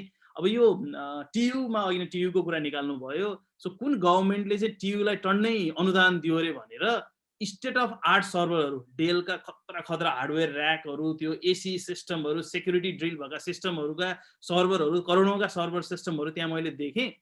देयर इज नो एप्लिकेसन, सिस्टमको लाइसेन्स के पनि छैन। अब यो मोबाइल छ, यो मोबाइलमा चल्ने एप्लिकेसनै छैन, क्लब हाउस एप छैन भन्यो भने त मैले त कम्युनिकेसन गर्न सक्दिनँ, जुम छैन भने त मैले कम्युनिकेसन गर्न सक्दिनँ भने this is one of the failure. त्यस्तै मैले पोखरामा कुन कलेज भने इआरसी, इस्टर्न रिजनल होइन डब्लुआरसी, वेस्टर्न रिजनल क्याम्पस भनेर थियो। त्यहाँ गएर त्यहाँ कुरा गर्दाखेरि पनि एक्ज्याक्टली त्यही सिचुएसन, त्यो हार्डवेयरहरू ल्याएर डम्प गरिएको छ, उपयोगिता छँदै छैन भने these are some of the failure examples. नेपालभरि कोट्याउँदै गयो भने यस्ता फेलियर एक्जाम्पल धेरै छन् कि। सो यो एन्टी प्याटर्न चाहिँ डेफिनेटली गर्नु हुँदैन। यो एन्टी प्याटर्नमा गयो भने चाहिँ डिजिटल नेपाल फ्रेमवर्क सक्सेस हुँदैन। तर होइन, डिजिटल नेपाल फ्रेमवर्कमा लेखेको आधारमा more of a last mile लुपको क्लोजिङमा जाने हो भने चाहिँ I can see very huge potential. Business अक्सिजनको 5.5 करोड लगानी थपिएको छ, यो खास के को लगानी हो, के को लागि लगानी हो? हजुर, थ्याङ्क यू भेरी मच। अब सबभन्दा पहिलो कुरा भनेको म अझै कहाँनिर अलिकति जोड्न चाहन्छु कन्टेक्स्ट भने नेपालमा एन्टरप्रेन्योरसिपको कुराहरू एकदम धेरै चलिरहेको छ, which is a very good step and good move होइन। तर च्यालेन्जेस के भइरहेको छ भने एन्टरप्रेन्योरसिप त गर्ने, but we are pushing people to become entrepreneur के, that's not the right thing. किनभने एन्टरप्रेन्योरसिप भने त स्वतस्फूर्त आउनुपर्छ कि, गभर्मेन्टले राम्रो फ्रेमवर्क बनाइदिनु पर्यो, रुल सहजीकरण बनाइदिनु पर्यो। त्यो भयो भने के हुन्छ, इनोभेसन आउँछ। अनि इनोभेसन आइसकेपछि देन पिपल स्टार्ट थिङ्किङ ए ल यहाँ यस्तो प्रब्लम छ, गभर्मेन्टको सपोर्ट पनि छ, म स्टार्टअप कम्पनी खोलौँ, so you know I can solve the problem, I can make the money हेर्छ। तर अहिले एन्टी प्याटर्न चाहिँ कलेजेसहरूमा इन्कुबेसन सेन्टर खोल्ने भनेर जबरजस्ती हुन्छ नि, एन्टरप्रेन्योर बनाइएको छ। अनि हे अर्काको पनि काम गर्न जान्छन्, आफ्नो एन्टरप्रेन्योर हुनुपर्छ, सिइओ हुनुपर्छ भन्ने खालको अवधारणा पनि धेरै गरिएको छन्। सो अनि म चाहिँ यो टर्मलाई चाहिँ सेलिब्रिटी एन्टरप्रेन्योरसिप भन्छु कि नेपालमा त्यो कल्चर चाहिँ धेरै चलेको छ होइन। 10औं वर्षसम्म पनि स्टार्टअप भनेर रन गरिरहेको छ, 10 जना मान्छेलाई नै हायर गरेको छैन, त्यसलाई चाहिँ सक्सेसको रूपमा लिइँदैन कि। त्यो भनेको चाहिँ एसएमई बिजनेस हो। नेपालमा पहिला पनि पाउरोटी कारखाना, चिया पसलदेखि लिएर एसएमई पहिला पनि थियो भने अहिले पनि हुन्छन्। सो यो फन्डिङ नआउन्जेलसम्म चाहिँ म पनि more of I think celebrity entrepreneurship नै थिएँ होला। जहीँ त्यहीँ गएर भाषणहरू गर्थेँ, कुराहरू सुनाउँथेँ मान्छेहरूलाई होइन। एन्टरप्रेन्योरसिपमा चाहिँ यदि इन्ट्रेस्ट छ भने जानुस् भन्ने कुराहरू गर्थेँ होला। कम्पनी अलिअलि रन गर्थेँ, 2-4 जना मान्छेहरू हायर गरेर राखेको थिएँ भने अहिलेको स्टेज भनेको चाहिँ it is a good validation कि वर्ल्ड ब्याङ्क, आइएफसीले जुन फन्ड चाहिँ इन्भेस्ट गरेको छ बिजनेस अक्सिजनलाई, त्यो फन्डको मोबिलाइज बिजनेस अक्सिजनले गरिरहेको छ। So they did a valuation of our company Genese solution, valuation गरेर ड्यु डिलिजेन्स चेकहरू गरेर उनीहरूले जेनेसको सर्भिस चाहिँ एउटा प्रफिट मेकिङ र एक्सपान्सन भायबिलिटी भएको बिजनेस हो भनेर फन्डिङहरू उपलब्ध गराइदियो। अब चाहिँ आई क्यान प्राउडली से कि म सेलिब्रिटी एन्टरप्रेन्योर होइन, now I become a real entrepreneur. Hopefully I can utilize this investment from business oxygen to grow the business further। अहिले हामी 6 वटा देशमा छौँ, Nepal being a major back engine of all of these different countries को अपरेसनहरू, we can grow maybe अहिले 100 जना छौँ भने हामी thousands मा पुग्न सक्छौँ होला होपफुल्ली। र हाम्रो फुटप्रिन्ट चाहिँ 6 वटा देशमा मात्रै नभएर मेबी होपफुल्ली चाँडै नै धेरै देशहरूमा पनि लिएर जान सक्छौँ होला। This is more of a growth fund र एउटा जेनेसको बिजनेसको भ्यालिडेसनको रूपमा चाहिँ हामीले यसलाई लिन्छौँ र we are looking forward to grow exponentially with this fund. यही फन्डको सपोर्टले अहिले हामीले वान अफ द लिडरसिप पर्सपेक्टिभमा नेपालको लागि हामीले सिइओ पनि हायर गर्यौँ। Again we are very proud to have one of the very established person as a CEO who is actually steering the direction of the company as well। Sir त्यसको लागि हजुर र हजुरको टिमलाई चाहिँ बेस्ट विशेष भन्दै म अर्को क्वेसनमा लाग्छु। जेनेसका आगामी योजनाहरू के छन् अब आउँदो डेजमा? हजुर, सो अब जसरी अघि नै सिपको पाइलट प्रोग्रामको मैले कुरा भनेको थिएँ, आई थिङ्क जेनेस पनि एउटा पाइलट स्टेजमा थियो। Being a startup I think that's a beauty. Agility कसरी हासिल गर्ने त होइन, कुन चिज काम गर्छ त्यो काम गर्ने चिजलाई अगाडि लिएर गयो, कुन चिज काम गर्दैन त्यसलाई ड्रप गर्दै लिएर गयो। आई थिङ्क त्यो agility part is quite important. हाम्रो केसमा पनि त्यस्तै नै भयो। हामीले कति कुराहरू अगाडि गऱ्यौँ, कति कुरा सक्सेस भए, कति कुराहरू फेलियर भए। अब पेन्डेमिकको टाइममा कन्ट्रीलाई डायर नेसेसिटी थियो, एउटा कुनै तपाईँको प्लेटफर्मको नेसेसिटी थियो, भिडियो कन्फरेन्सिङ प्लेटफर्मको। सो हामीले जुम ल्याएर चाहिँ नेपाललाई दिँदाखेरि लाखौँ स्टुडेन्टहरू, लाखौँ टिचरहरू, एन्टरप्राइज कर्पोरेटहरूले बेनिफिटहरू पाउन सक्नुभयो, जुन हाम्रो बिजनेसको लागि भायबल अप्सनको रूपमा देखियो। अब यही बेलामा हामीले भिडियो कन्फरेन्सिङ सोल्युसनहरूको एउटा नेसेसिटी, डिमान्ड र युटिलाइजेसन देख्यौँ होइन। अब अहिले नेपालमा चिप लेभलका चाहिँ एकदम लो क्वालिटी कन्फरेन्सिङ सिस्टमहरू आइरहँदाखेरि हामीले के देख्यौँ भने जुमसँग सहकार्य गरेका इन्टिग्रेटेड हार्डवेयर सिस्टमहरू भयो भने क्वालिटी मेन्टेन गर्न सकिने हो कि भनेर अहिले हामी पोली भन्ने सिस्टमको पार्टनरसिप लियौँ, डिटिएन भन्ने सिस्टमको पार्टनरसिपहरू लियौँ। सँगसँगै हामीले अहिले अब नेपालमा फेसबुक, त्यस्तै गरी लिङ्कडिनको पार्टनरसिप भर्खरै इस्टाब्लिस गरौँ। त्यस्तै गरी Facebook work place from Facebook भन्ने अर्को प्रडक्ट छ। त्यस्तै गरी पोर्टल टिभी भन्ने फेसबुकको प्रडक्टहरू छ। सो हामीले यो ग्रोथ फन्डले के गर्न खोजिरहेको छौँ भने नयाँ नयाँ पार्टनरसिपहरू जुन नेपालमा एकदमै नेसेसिटी छ, जुन एकदम धेरै नेसेसिटी छ, जुन अरू कम्पनीहरूले प्रोभाइड गर्न सकिरहेको छैनन्। हाम्रो युनिक प्रोपोजिसन कसरी ल्याउने त भनेर हाम्रो प्राइमेरी फोकस भनेको चाहिँ नयाँ पार्टनरसिपको इस्टाब्लिसमेन्ट पार्टहरूमा फोकस गर्छौँ होला, एउटा पार्ट। अर्को पार्ट भनेको we are in a hiring spree. We are looking to hire hundreds of people. यदि कोही तपाईँहरू मध्ये हुनुहुन्छ, you are very good on business side, तपाईँ बिजनेस म्यानेजमेन्ट साइडमा, बिजनेस डेभलपमेन्ट साइडमा एक्सपर्ट हुनुहुन्छ, you are welcome to join our team. Marketing साइडमा एक्सपर्ट हुनुहुन्छ, feel free to join our team. इन्जिनियरिङमा खतरा गर्ने प्लान गरिरहनु भएको छ, we are the multinational company, please feel free to join our team as well. So तपाईँले हेर्नुभयो भने हामी हन्ड्रेड्सबाट थाउजन्डमा जाने स्प्रीमा अगाडि बढिरहेको छौँ। So the hiring is going to be another key part as well. Obviously हायरिङलाई सपोर्ट गर्नलाई हाम्रो बिजनेस ग्रोथको पार्टहरू, अब रिसेन्टली अहिले हामीले नेपालको मेजर जब पोर्टलहरू, मेजर एयरलाइन्सहरू, त्यस्तै गरी मेजर टेलिकमहरूसँग काम गरिरहेको छौँ, मेजर ब्याङ्कहरूसँग चाहिँ सहकार्य अगाडि बढिरहेको छ। र this is just a beginning कि तपाईँको यति क्लाउड प्रोभाइडरहरूले जेनरली के भन्छन् भने we are not even scratching the surface भनिरहेछन् कि उनीहरूले। हाम्रो केसमा पनि त्यही नै हो। अहिले देख्दाखेरि जेनेसले राम्रो ग्रो गरेको देखिन्छ, तर म त के भन्छु भने हामी त सर्फेस पनि कोट्टाएको छैनौँ कि, हामी त अझै त्यो हुन्छ नि अनियनको कोरभित्र छिर्न त बाँकी नै छ। There is so much to gain and achieve. So going forward अब एक्सपान्सन नै हो आई थिङ्क कि, र साउथ एसियन कन्ट्रिजको एक्सपान्सन, साउथ एसियन कन्ट्रिजमा सपोर्ट। रिसेन्टली अब हामी मेबी जुनमा एनाउन्स गर्दैछौँ हामी नर्डिक को एक्सपान्सन।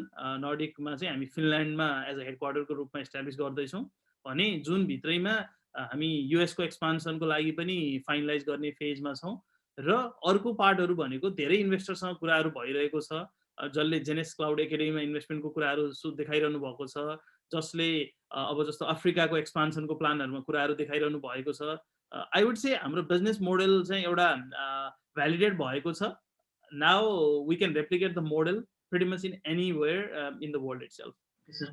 नेपालमा चाहिँ छोटो समयको अवधिमा पनि धेरै ग्रो गरिरहनु भएको छ सर हैन र हजुरको सक्सेसले चाहिँ धेरै स्टार्टअप र एन्टरप्रेन्योरहरूलाई पनि इन्करेजमेन्ट मिल्नुको साथसाथै काम गर्नलाई पनि धेरै सहज भएको छ हैन सो अब यही भन्दै म I will move to the last question है सर भर्खरै आर्थिक वर्ष 2078-79 को बजेट आएको छ त्यसमा तपाईको धारणा के राम्रा वा नराम्रा कुराहरू छन् ओके म एक्चुअली अहिले भर्खरै त्यो बजेट डाउनलोड गरेर मेरो एउटा साथीसँग कुरा गरिरहेको थिएँ त्यो बजेट चाहिँ गभर्मेन्टकै साइटमा इम्बेडेड थियो हैन अनि आई थिंक रिसेन्टली हिजो भर्खरै पनि जब मैले मिनिस्ट्रीको साइट खोल्न खोज्दाखेरि चाहिँ डाउन भइरहेको केसेसहरू थियो हैन एकदम क्लाउडको प्योर एक्जाम्पल र युज केस भनेको त्यही हो कि when there is a big spike that's where cloud come into picture के किनभने जति पनि स्पाइक भयो भने त्यो स्पाइकलाई कभर गर्न सक्ने पार्ट भनेको क्लाउडले ह्यान्डल गर्ने पार्ट हो तर हिजो त्यो देखिएन नि त क्लाउडको डायर नेसेसिटी त गभर्नमेन्टको पोर्टलमै थियो अनि मैले साथीसँग कुरा पनि गर्दै थिएँ मेरो कलिगसँग कि यो बजेट भाषणको पीडीएफ फाइल 150 पेजको पीडीएफ फाइल त जस्तो अमेजनको S3 जुन वान अफ द वर्ल्डको चाहिँ प्रोबब्ली बिगेस्ट स्टोरेज प्लेटफर्म होला हैन त्यसमा राख्दै भने त भइहाल्थ्यो होला किनभने ड्रप बक्स त्यही S3 को अन टपमा रन हुन्छ युके गभर्नमेन्टको चाहिँ तपाईको हुन्छ नि कम्पनी रजिस्ट्रेसनका कुराहरूदेखि लिएर फाइलदेखि लिएर कम्पनी फाइलिङका कुरा त्यो tax return everything is actually on क्लाउडमै हुन्छ त्यही क्लाउडकोमा हुन्छ भन्यो भने किन युज नगरे होला यो राख्दाखेरि त हुन्छ नि देशको सार्वभौम सत्तालाई त के हानि गर्दैन थियो होला किनभने यसै नि इन्टरनेटमा छ यसै नि पब्लिक भएको छ भन्यो भने त it doesn't matter where the data stay किनभने मैले त्यो डेटा डाउनलोड गरेर अन्त जहाँ पनि त फाल्दिन सक्ने भए अनि यही कुरा म ठ्याक्कै डिस्कसन गरेर म त्यो पीडीएफ चाहिँ हेर्दै थिएँ डिटेल त मैले हेरिसकेको छैन हिजो साथीहरूले हाइलाइटहरू पठाएको देख्दाखेरि चाहिँ सर्टेन मुभहरू चाहिँ राम्रै देखिएको छ जस्तो स्टार्टअपहरूलाई सपोर्ट गर्ने कुराहरू आइरहेको छ लोनहरू पनि सर्टिफिकेट राखेर लोन दिने कुराहरू यो एरियाहरू चाहिँ राम्रै देखिएको छ सब्सिडी दिने कुराहरू पनि राम्रै कुराहरू आइरहेको छ ट्याक्सको सब्सिडीको कुराहरू अनि काठमाडौँ बाहिर गएर कता कता खोल्यो भने हुने कुराहरू पनि देखिएको छ हैन तर म के जोड दिन्छु भन्दाखेरि अघि नै कुरा गरे नि implementation is going to be very very key के यसको इम्प्लिमेन्टेसन के हुन्छ त अब यो अर्को वर्ष हुने बेलासम्म पनि त्यो लोन लिने प्रोसेस डिफाइन नहुने हो कि जस्तो अलि अगाडि यो पेन्डेमिकको टाइममा एउटा मुभ थियो नि मैले ठ्याक्क बिर्सेँ आई थिंक यो कतिवटा स्टार्टअपहरूले एप्लाई गरेपछि चाहिँ लोन पाउने कि यस्तै के पाउने भन्ने कुरा थियो त्यो चाहिँ क्यान्सल भएर गयो because the government didn't had fund or no one actually plan for the fund भन्ने कुराहरू आयो भने यो भनेको चाहिँ हुन्छ नि त्यो बच्चाले जोक हाने जस्तो कुरा नहोस् कि मेन चाहिँ किन त्यो भइदियो भने त गभर्मेन्टको एउटा हुन्छ नि भ्यालिडेसन अनि त्यसपछि त्यो पार्ट त त्यति राम्रोसँग देखिएन नि त सो अब अहिले जे छ मैले यसलाई क्रिटिसाइज र कमेन्ट गर्नु भन्दा पनि त्यो भनेको कुरा चाहिँ सहजसँग पुरा भइदियोस् यति दिने भनेछ भने अर्को संकायले चाहिँ इमिडिएटली के गर्दैछ भने यहाँ गएर चाहिँ लोन लिन मिल्छ यो प्रोसेस हो भनेर क्लियर बनाइयोस् कि भरे के नहोस् भने 25 लाखको लोन लिनलाई चाहिँ अर्को 10-15 लाख चाहिँ घुस खुवाउनु पर्यो भने चाहिँ त्यो हाम्रो लागि हुन्छ नि मेजर सेटब्याक र डिजास्टर हुन्छ मेरो एउटा त्यो कमेन्ट छ अनि अर्को इभी यो भेहिकलहरूको कुराहरू गर्दाखेरि चाहिँ अब मैले अगेन धेरै डिटेल पढेको छैन मेबी म भन्दा तपाईहरु नै त्यसमा अगाडि बढिसक्नु भयो होला हैन सो 10 वर्षमा आई थिंक यो जुन फोसिल फ्युल रिलेटेड यो पेट्रोल डिजेलहरूको गाडीहरू बन्द गर्ने कुराहरूको कुरा आइरहेको जस्तो देखेको थिएँ मैले त्यो पनि that's a very positive move तर अब त्यो कुन थट प्रोसेसले त्यो रुल बन्यो भन्ने कुरा नि इम्पोर्टेन्ट हुन्छ फेरि अनि आई थिंक यो इलेक्ट्रिक गाडीहरुमा चाहिँ ट्याक्सेसनको छुटको कुराहरू पनि देखेको छु तर त्यो कुन हदसम्म छुट हो चाहिँ मलाई थाहा छैन किनभने लास्ट इयरको गभर्नमेन्टको बजेट भाषणको कुरा त डिजास्टर्स नै थियो हैन जन त्यो दुनियाँले चाहिँ इलेक्ट्रिक भेहिकलहरुलाई चाहिँ सपोर्ट गरिरहेको बेलामा हाम्रोमा चाहिँ एन्टी प्याटर्न भइरहेको थियो यो एन्टी प्याटर्न गरेर हुन्छ नि तहल्का मचाउन चाहिँ एकदम माहिर छन् कि नेपालमा मलाई त्यो चाहिँ रमाइलो लाग्छ होपफुली त्यस्तो नहोस् है अब अर्को अलिकति क्रिटिसाइज भएर भन्दाखेरि चाहिँ मेबी यो चाहिँ हुन्छ नि त्यो घर घरमा ग्यासको पाइपलाइन लगिदिन्छु अनि त्यसपछि यो पानी जहाज चलाइदिन्छु अनि आईओटी यो अझ मलाई रमाइलो लाग्ने भनेको चाहिँ यो चुनावको बेलामा स्मार्ट सिटी भनेर चाहिँ पुरै तहल्का मचाइरहेको थिए जबकि ती politician I can guarantee they even don't know you know what are the components of smart city कि सो अब त्यो खालको तरिकाले चाहिँ यो बजेटलाई हुन्छ नि त्यो भोलिको इलेक्सनको लागि चाहिँ एउटा त्यो च्याङ्के थापेको स्टाइल बनाउन खोजेको हो भन्यो भने चाहिँ I think that is going to be a very big setback and disasters for public of Nepal. Hopefully त्यो नहोस् र अहिले आएका जति आएका छन् आउँदै नआउनु भन्दा पोजिटिभली भन्दा चाहिँ it is I think a good move from the government. So हजुरहरूको कम्पनी चाहिँ धेरै कन्ट्रीमा अहिले एक्सपान्ड भइरहेको छ, इभन नेपाली भएर इन्टरनेसनल मार्केटमा ऱ्यापिडली एक्सपान्ड गरिरहनु भएको छ. सो त्यसको लागि हजुर र हजुर लगायत हजुरको टिमलाई चाहिँ best wishes for the coming days भन्दै अब हाम्रो फाइनली जुन 1 चाहिँ हजुरहरूको आइओई र सिपसँग कोलाबोरेसनको जुन एउटा इभेन्ट हुँदैछ नि, त्यो इभेन्टको बारेमा के भन्न चाहनुहुन्छ सर? हजुर, सो अब हामीले जस्तै हजुर धेरै मेहनत गरेर यो एउटा कोलाबोरेसन सक्सेस गर्न सकेको छौँ. आइओई त्यसै गरी एमाजोन यो सबै स्टेक होल्डरहरू, अब हजुरले इमेजिन गर्नु नि आइओई पनि एउटा पब्लिक इन्टाइटी अन्तर्गतको हो. But I am very much please कि मैले गभर्मेन्टको मेबी क्रिटिसाइज गरिरहँदाखेरि पनि आइओईको साइडमा म राम्रो प्रेज गर्छु, किनभने त्यहाँ आइओईको सरहरू चाहिँ यति प्रोग्रेसिभ विचारको हुनुहुने रहेछ कि होइन, उहाँहरूले यो अवधारणालाई एकदमै चाँडै सहजली स्वीकार गरेर ल अगाडि बढौँ भनेर इभन उहाँहरूले नै पुस गरिरहनु भएको थियो कति केसेसहरूमा. अब कति कुराहरू भनेको एमाजोन पनि एउटा मल्टिनेसनल कम्पनी भइसकेपछि प्रोसेसमा जानु पर्यो, टाइमहरू लाग्छ होइन. सो यो सबै मिलाउनलाई हामीलाई च्यालेन्ज भएको थियो र यो च्यालेन्जको बावजुद हामीले यसलाई सक्सेस बनायौँ. यो भनेको मल्टी ट्रस्टको कुरा भयो, एमाजोनको ट्रस्टको कुरा भयो, उनीहरूले नेपालीमाथि नै ट्रस्ट गर्यो, पुल्चोकमाथि ट्रस्ट गर्यो भने पुल्चोकले पनि एमाजोनमाथि र जेनेसमाथिको ट्रस्ट गर्नुभयो. त्यसै गरी युके सिपले पनि यो सबै कुरालाई चाहिँ सपोर्ट गरिदिनु भयो. सो यो मल्टी स्टेक होल्डर कोलाबोरेसनबाट चाहिँ हामी लन्चिङको प्रोसेसमा अगाडि बढ्दैछौँ. म के भन्न चाहन्छु भने नेपाली विद्यार्थीको लागि र नेपालकै लागि यसले एउटा कोसे ढुङ्गाको साबित गर्ने मैले डेफिनेटली सोचेको छु. किनभने इन्टरनेसनल्ली विदेशी युनिभर्सिटिजहरूले मात्रै पाएको यो खालको एउटा प्रोभिजनिङ चाहिँ नेपाली युनिभर्सिटीले पाएको छ, जसले गर्दा अब नेपालबाट पढ्ने विद्यार्थीहरूको भ्यालिडेसन भनेको इन्टरनेसनल्ली पढ्ने विद्यार्थीको लेभल सर नै छ. यहाँ जे पढ्छन्, जुन करिकुलममा नेपालमा पढाइ हुन्छ, UK USA Australia Canada India लगायतका देशहरूमा त्यही करिकुलममा पढाइ हुने बित्तिकै हाम्रो एउटा लेभल हेर्नुहोस् त, we are on the same level कि. अब लेभलको डिफ्रेन्स भएन र नेपाल अहिले बुद्ध जन्मेको भूमि, त्यसपछि यो सगरमाथाको भूमि भनेर एउटा गर्व गरेर चिनिरहेको अवस्था छ भने यसले के कुरा चाहिँ साबित गर्छ भन्ने मलाई लाग्छ भने भोलिका दिनमा Nepal cloud computing, artificial intelligence, machine learning, IoT, big data, AR, भिआर जस्ता टेक्नोलोजीको लागि पनि एउटा प्रसिद्ध भूमि हुनेछ. क्लाउडमा एक्सपर्ट चाहियो भन्यो भने, सेक्युरिटीमा एक्सपर्ट चाहियो भने नेपाल जाऊ है, नेपालमा खतरा चाहिँ मान्छेहरू छन् भन्ने खालको अवधारणा चाहिँ यसले ल्याउँछ र ग्लोबलमा त्यो इम्प्याक्ट पार्छ भन्ने मैले विश्वास राखेको छु. यदि सबैजनाको साथ सपोर्ट भयो भने हामीले यो नेपालको डिफ्रेन्ट आइडेन्टिटी बनाउनलाई हामीलाई कसैले पनि रोक्ने छैन, धेरै कुर्नै पर्दैन. अबको 5 to 10 इयर्समा we can make that happen. तर सबैको सहयोग, सपोर्ट र गभर्मेन्टको सपोर्ट भइदियो भने त अझै नै राम्रो हुन्छ. बरु म एउटा ठ्याक्क एड गरिहाल्छु मैले सम्झेको कुरा चाहिँ, म अब हुन त गभर्मेन्टको धेरै कुरा गर्छु, तर किनभने गभर्मेन्टको सपोर्ट भएन भने जति नै प्राइभेट सेक्टरले गर्यो भने पनि नहुने त होइन, हुन्छ तर स्लो हुन्छ कि प्रोसेस चाहिँ. So I really request from this forum for government, जुनसुकै पार्टीको गभर्मेन्ट आयो भने पनि यो डिजिटल इनिसिएसनमा चाहिँ सपोर्ट गरिदिनुहोस्. जस्तो बाहिरको कुरा हेर्नुहुन्छ भने बङ्गलादेशमा आफै भिजिट गरेको छु, धेरै प्रोग्रेसिभ छ बङ्गलादेश गभर्मेन्टको नीति चाहिँ. स्टार्टअपहरूको लागि पनि धेरै प्रोग्रेसिभ छ, एजुकेसनको लागि नि धेरै नै प्रोग्रेसिभ देखिएको छ. अब पाकिस्तान हामीले त्यति धेरै कुरा गर्दैनौँ, म पाकिस्तान चाहिँ भिजिट पनि गरेँ होइन. अब पाकिस्तानमा खैबर, मलाई नाम भन्न चाहिँ अहिले गाह्रो लाग्छ, खैबर पख्तुनख्वा भन्ने एउटा प्रदेश छ, त्यो चाहिँ हाम्रो यहाँको प्रोभिन्स 2 को क्याटेगोरीको प्रदेश छ होला मोस्ट प्रोबेबली, अफगानिस्तानको बोर्डर भएको प्रदेश. त्यहाँ युवा बेरोजगारी धेरै भएर त्यहाँको प्रदेश सरकार र यो युएनडिपी हो कि वर्ल्ड ब्याङ्क मिलेर स्किलिङ प्रोग्राम भनेर चाहिँ इभन उहाँले आह्वान गरेर अहिले जेनेसले पाकिस्तानमा 500 जना केपीके प्रोभिन्सका युवाहरूलाई ट्रेनिङ पनि दिइरहेको छ. भने विदेशको गभर्मेन्टको त्यो खालको मुभहरू देख्दाखेरि र हाम्रो गभर्मेन्टको चाहिँ त्यो पार्टमा इन्ट्रेस्ट कम देख्दा चाहिँ कता कता खिन्न हुन्छ. But I am very much looking forward कि यी सबै माहौलहरू चेन्ज भएर गभर्मेन्ट पनि एकदमै सपोर्टिभ रूपमा आओस्. अहिले जति सपोर्ट दिएको छ त्योभन्दा अझै बढी सपोर्ट दियोस् होइन. त्यो भयो भने आई थिङ्क यो मिसनमा हामी जानलाई कसैले पनि हामीलाई रोक्न सक्ने छैन. नेपाललाई हामीले टेक सेभी देश भनेर चिनाउनलाई we are not very far at all. Thank you sir हजुरलाई. हजुरको चाहिँ अपकमिङ भेन्चरहरूको लागि शुभकामना भन्दै थ्याङ्क यू भन्न चाहन्छु सर।